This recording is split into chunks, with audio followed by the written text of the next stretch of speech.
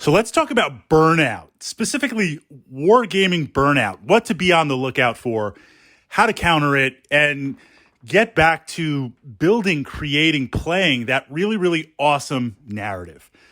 Now, not every gaming session is going to be amazing. I strive to make every session amazing. Awesome miniatures, great friends, challenging mission, background music, battle damage effects. But that said, things like real life and other things get in the way sometimes, or maybe you're just not feeling it once in a while. That's going to happen. What I'm exploring and what we're looking at here is the idea of consistently just not having a good time. And it's not because your opponents are bad or playing with your friends isn't exciting. Just the system maybe isn't doing it. Or you feel like, look, I've been there. I've done that. What's new to explore? I mean, I've been playing the same system for years and years and years. Is it time for a change? And it might very well be. But two of the ways that I break out of kind of that stagnation or that feeling like I'm burnt out, first is to explore different missions. And this is where I really want to challenge you to get the most out of your miniatures. Now, a lot's going to depend on your wargaming system. So this might be something that you've explored, or it might be something new. And we're going to look at two systems as an example, just because they work out so well and they kind of dovetail really, really well with what they show. On the one hand, we've got historicals, Chain of Command, World War II, fantastic rule set. As a side note, I've pushed up to my channel here on YouTube under the Chain of Command playlist some awesome tutorials highlighting and showing the dynamic rules of this amazing system. Side rant over. But in historical wargaming, DBA, DBN, this idea of fairness doesn't always exist. There is matched play, but historical wargaming is about selecting literally history, a historical scenario, and mirroring the forces, the generals, the terrain, refighting the battle, reliving the battle, and drawing new conclusions, seeing, could you win? Could you pull it off? Was it really a surprise? What would have happened if the battle flowed in a completely different way, due to the dice or battlefield conditions? So this idea in historicals is not playing necessarily fair. I'm the defender. I'm outnumbered. My opponent has better technology. If we're looking at that, maybe late war, World War II, there's a lot of ideas to be pulled in from that perspective. Now, on the opposite side, we have a game that aspires to be fair, like Warhammer 40,000. The idea being we agree to a certain match ahead of time, and while we have different armies and different units based on the acquisition of those units, it's kind of fair. We don't show up with like small forces and you have a giant force and crush me. A lot of us tend to play where things are matched or competitive. Switch to a mission that is not balanced. A great mission that I had a blast playing. I think I had mentioned this in another vlog when we were exploring painted models. One of the guys to the gaming club brought a fully painted Warhound Titan. And everything was so well done, and you could disassemble the Titan and see the service hatches and the command module, and just absolutely beautiful. And I said, look, I got to fight this model. I brought my Necrons. I was looking for a game, but you can't show up to the club with something like this and not expect a match. I need to fight this.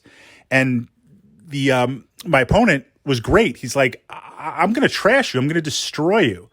Your little space robots are going to do nothing. And I said, I know that. I just want to see how many turns I can last. And let's explore this narrative. The Mechanicus is reconning a tomb world, and the Kron's awake. They're going to fight, and let's see what happens. So I accepted going in, and we had a great battle. It was a lot of fun, some really amazing moments.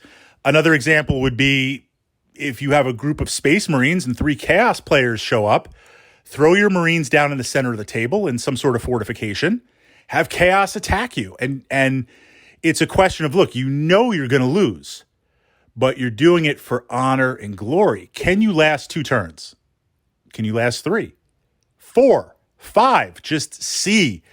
how long you can go. And I find once you free yourself from this idea of winning and losing, and of course you're going to try to win, we're going to put up a good fight, but when you free yourself from that and begin to explore alternate missions or different missions, that really breaks the stalemate. Another example was, I love Mordheim. Played a couple of times a year. The missions are actually kind of fun. And being GW, they easily adapt. We adapted them to 40K.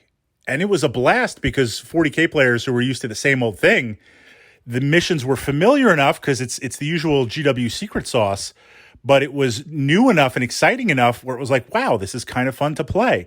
So look at other systems, see what you can explore, see what you can do, switch the mission up. Okay, second way to break it. And if you've been miniature wargaming for any amount of time, I know you have this. You might be looking at it right now. You might be hiding it somewhere in your pile of plastic shame. You have miniatures that are unpainted. And I can say that with confidence because I have miniatures that are unpainted.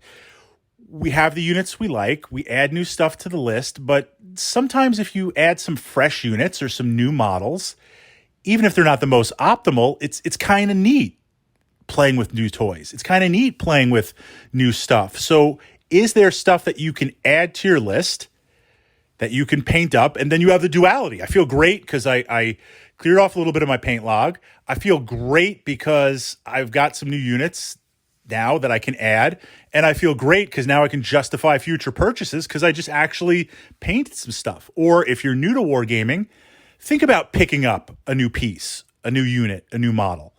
On a side note, if you do that, I'm not the best example of this, impulse control, just pick up like something that you can, a unit, a squad, whatever it's going to be, something that you can build and paint in a reasonable amount of time and get to the table because we're trying to break this flow. We're trying to get back into the game. And I find that the times where I'm feeling a little bit burnt out, even if I don't want to explore a new system to kind of break that logjam, I find that playing different missions, exploring different missions, or getting some new units to the table, or if you're fortunate enough to have a big collection, possibly pulling out something you haven't played, some of the different Eldar aspects, pulling those in, even if they're not the most optimal, playing Banshees and things like that.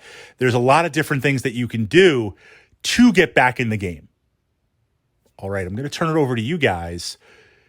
You're loving this wargaming thing. You're in, but you're a little burnt out or the magic isn't there. What are some of those things that you can do to get back in the game and to really, really enjoy it?